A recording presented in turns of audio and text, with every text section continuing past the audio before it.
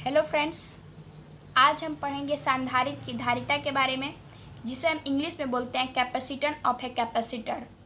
तो आइए देखते हैं कि क्या होता है।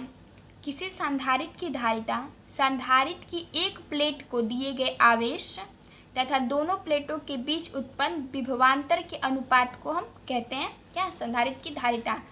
धारिता को हम किससे प्रदर्शित करते हैं, सी से, यानी सी इक्वल टू क्या आ जाएगा, क्यू अपॉन भी।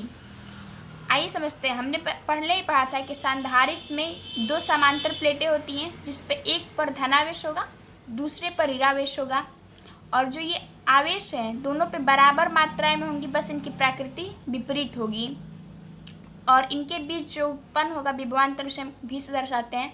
तो जो ये आवेश है, उस आवेश को तथा इनके बीच जो उत्पन्न विभवांतर है, इसी के अनुपात को हम क्या कहेंगे, संधारित्र की धारिता। अब आइए पढ़ते हैं कि संधारित्र की जो धारिता है वो किन किन बातों पर निर्भर करती है, इसकी निर्भरता क्या है। तो आइए देखते हैं। आइए फ्रेंड्स देखते हैं कि संधारित्र की धारिता किन चीज़ों पर निर्भर करती है। तो संधारित्र की धारिता आप लिखेंगे कैसे, ऐसे लिखेंगे आप कि संधारित्र की धारिता निम्न कारकों पर निर्भर करती है। सबसे पहले तो संधारित्र की धारिता प्लेटों के क्षेत्रफल के अनुक्रमानुपाती होती है। तो धारिता को हम किससे दर्शाते हैं, हम दर्शाते हैं सी से। सी किसके अनुक्रमानुपाती होगा, प्लेटों के क्षेत्रफल के। हमने बताया था कि दोनों प्लेटों का क्षेत्रफल समान होता है, ए मीटर स्क्वायर होता है। तो जो संधारित्र की धारिता है वो प्लेटों के क्षेत्रफल के अनुक्रमानुपाती होगी। सबसे पहले तो ये, यानी कि अगर धारिता बढ़ाएंगे तो क्षेत्रफल भी बढ़ेगा।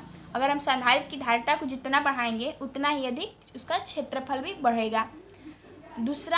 दूसरा आप देखेंगे कि संधारित्र की धारिता प्लेटों के बीच की दूरी के व्युत्क्रमानुपाती होती है। आप इसको ऐसे समझ सकते हैं कि दो प्लेटें हैं, इनके बीच की दूरी सपोज दैट यहाँ पे डी है। तो ये जो दूरी है संधारित्र की धारिता जो है, यानी कि सी, इन दोनों प्लेटों के बीच की जो दूरी है उसकी क्या होगी, व्युत्क्रमानुपाती होगी। यानी कि अगर संधारित्र की धारिता को हम बढ़ाएंगे, आई होप आपको दिख रहा हो, आई होप आपको स्पष्ट रूप से दिखाई दे रहा हो। तो चलिए स्टार्ट करते हैं। संधारित्र की धारिता प्लेटों के बीच की दूरी के व्युत्क्रमानुपाती होती है। यानी कि आप अगर धारिता को बढ़ाएंगे तो उनके बीच की दूरी क्या होगी, प्लेटों के बीच की दूरी कम होगी। या फिर ऐसे कह सकते हैं कि अगर प्लेटों के बीच की दूरी को बढ़ा देंगे तो उनकी धारिता कम हो जाएगी। यानी एक को बढ़ाने से दूसरा कम होगा, दूसरे को बढ़ाने से पहला कम होगा। यानी कि संधारित्र की धारिता प्लेटों के बीच की दूरी के व्युत्क्रमानुपाती होती है। यानी कि अगर आप धारिता को बढ़ाएंगे तो प्लेटों के बीच की दूरी कम होगी, वो एक दूसरे के नज़दीक होंगे। और ये किन चीज़ों की पर निर्भर करती है, आइए वो भी देखते हैं। तीसरी चीज़ क्या है कि संधारित्र की धारिता परावैद्युतांक के अनुक्रमानुपाती होती है। यानी कि आप ऐसे समझिए कि जो ये समांतर प्लेटें हैं, इनके बीच जो परावैद्युतांक पदार्थ भरा जाएगा उसके संधारित्र की धारिता उसके अनुक्रमानुपाती होगी। यानी कि आप इसको ऐसे लिख सकते हैं कि सी अनुक्रमानुपाती हो गया परावैद्युतांक के। परावैद्युतांक को हम किससे दर्शाते हैं, के से।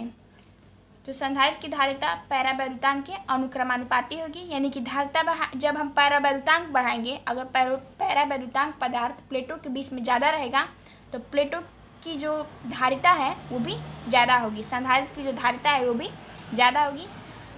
तो फ्रेंड्स, ये थी संधारित्र की धारिता और किन चीज़ों पे संधारित्र की धारिता निर्भर करती है, इसके बारे में एक छोटा सा वीडियो। आपको ये वीडियो कैसा लगा हमें कमेंट सेक्शन में ज़रूर बताएं, और इस वीडियो को लाइक करें, चैनल को सब्सक्राइब करें। Thanks for watching this video.